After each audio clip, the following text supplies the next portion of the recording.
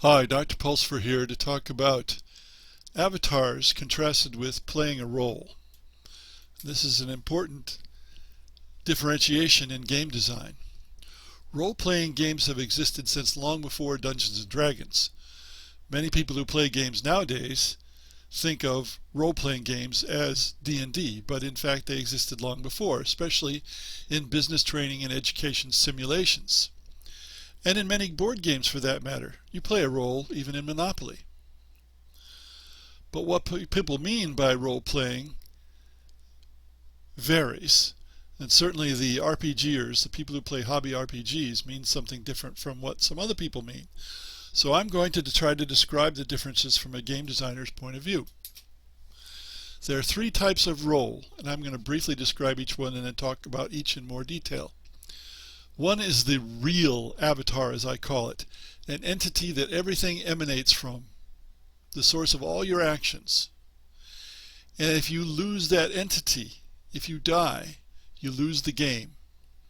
Or you go back to the save game in games where you can't lose, like your typical single-player video game. So that's the first type. The second type is you command, but you are not at risk. You may not even be represented by peace. Nonetheless, the activity emanates from all the assets that you command. In other words, you're a general or a king. I call this a virtual avatar. The third meaning is you have a vague function, but not specifically a person. For example, in Britannia and some social deduction games, or Civilization. In other words, you have three types: the actor, as in one doing the actions, versus the king, the one giving the commands, versus the mysterious controller. Now, real avatars. And I know that's a strange meaning because avatars, of course, are always virtual because they're in a game. But I'm going to call them real avatars to contrast with the virtual ones. The avatar is the focus of everything the player does. So if the player does something, it starts at the avatar. Whether they shoot a gun, whether they talk to somebody, whether they move around, it all is about the avatar. The avatar is the doer. Now the avatar might have a sidekick or a pet, but the major focus is the avatar. And the avatar is usually at risk. That is, if the avatar dies, you lose or you have to reload a saved game. If your sidekick or your pet dies, you're okay. If you die, you lose. Now this is common in games involving conflict. For example, shooters, whether they're first person or third person. But it's difficult to arrange for any conflict game above or beyond the very low-level tactical, because then you don't have these individual entities. It's especially difficult for games of military strategy because the units are corps, divisions, regiments, whatever. So the key is that when the avatar dies, the player loses or reloads. There are even social deduction games such as Werewolf, where you're a specific peasant or werewolf, etc., a real avatar. When you die, you're out of the game. Nonetheless, the avatar in these games provides real advantages that demand that he or she participates rather than watches from afar. Now in hobby RPGs, you necessarily have an avatar, usually a real avatar. Much of the impetus for avatars in video games comes from Dungeons & Dragons. Dungeons & Dragons wasn't the game that originated role-playing, but it was the game or commercial game that originated the use of real avatars. Well, there's an exception, and that's racing games, where the horse or the car or whatever it is you're racing may be a real avatar. If you crash, you're done. And those predate D&D.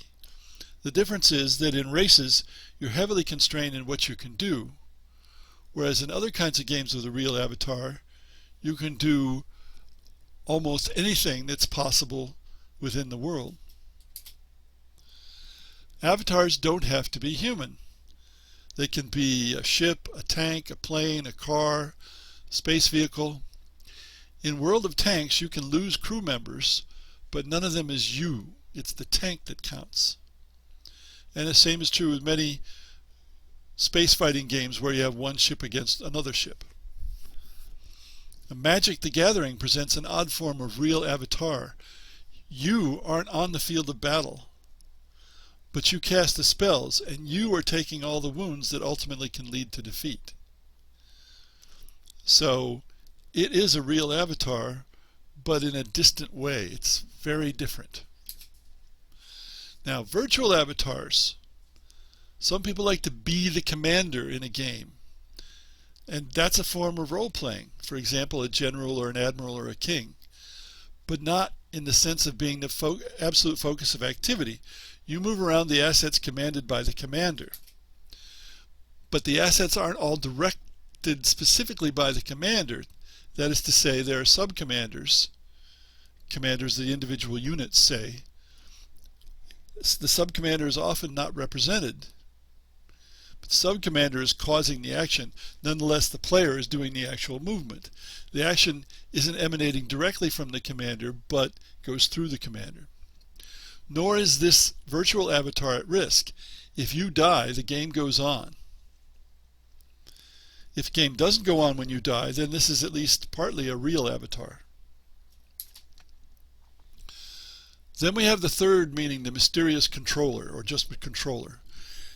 There's not a specific role you can point to, but you can think of the player as a controller of all the assets. For example, in Britannia and other sweep of history games, the time scale is such, 1,000 years in Britannia's case, that no individual lives throughout the game.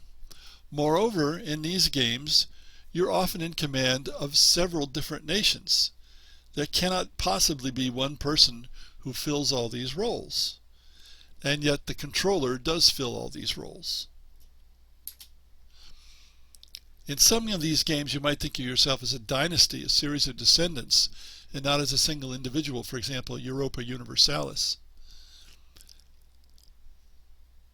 And of course, we still have some social deduction games that, unlike Werewolf, you're in a kind of a role as a spy, as in Resistance, or a parliamentarian, as in the game to try to kill Hitler.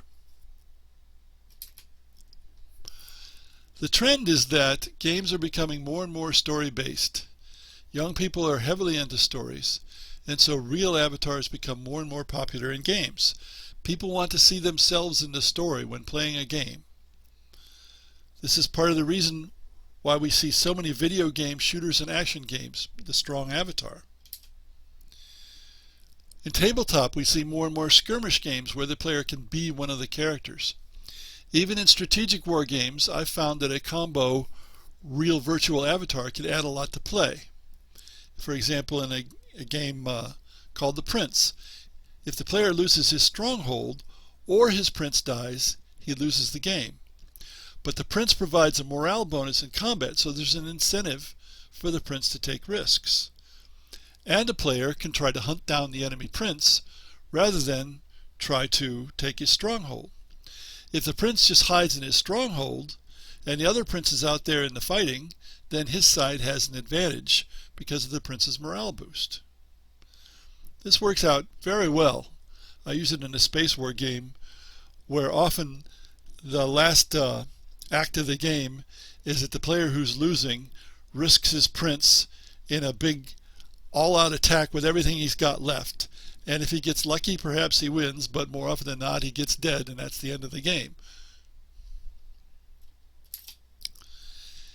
Even if you're designing a non-tactical conflict game, if you can include a real avatar, you can add spice to the game. But I'd say, in a great many cases in general, having a real avatar, or as close as you can get, will help your game be more popular these days. Thanks for listening.